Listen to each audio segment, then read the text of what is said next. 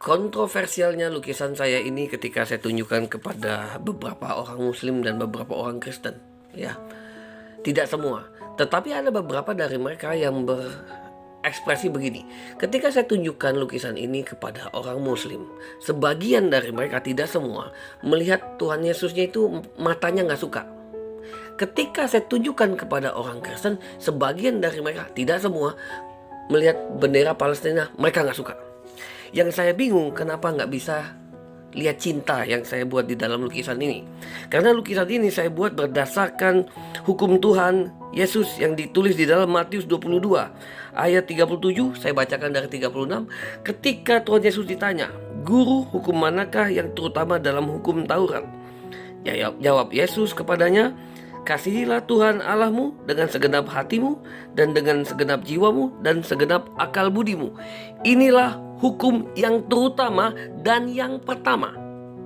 Dan hukum yang kedua yang sama dengan itu ialah kasihilah sesamamu manusia seperti dirimu sendiri." Saya ulangi, hukum kedua yang sama dengan yang pertama adalah kasihilah sesamamu manusia seperti dirimu sendiri. Pada kedua hukum inilah tergantung seluruh hukum Taurat dan kitab para nabi. Pada kedua hukum inilah tergantung seluruh hukum Taurat dan kitab para nabi. Artinya ini adalah hukum tertinggi untuk mengasihi sesamamu manusia. Lalu kemudian di dalam Yohanes 13 ayat 34 dikatakan tentang perintah yang baru. Ini semua Tuhan Yesus yang ngomong ya, bukan saya ya. "Aku memberikan perintah baru kepada kamu, yaitu supaya kamu saling mengasihi.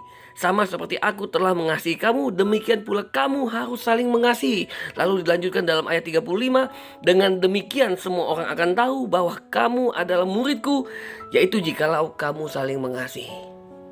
Di Nigeria banyak terjadi pembunuhan. Di Palestina juga sama. Semua dua-dua atas nama kebenaran. Sekarang pertanyaan saya, kebenaran apa yang mengharuskan membunuh orang? Karena yang ingin kita saling bunuh itu adalah iblis.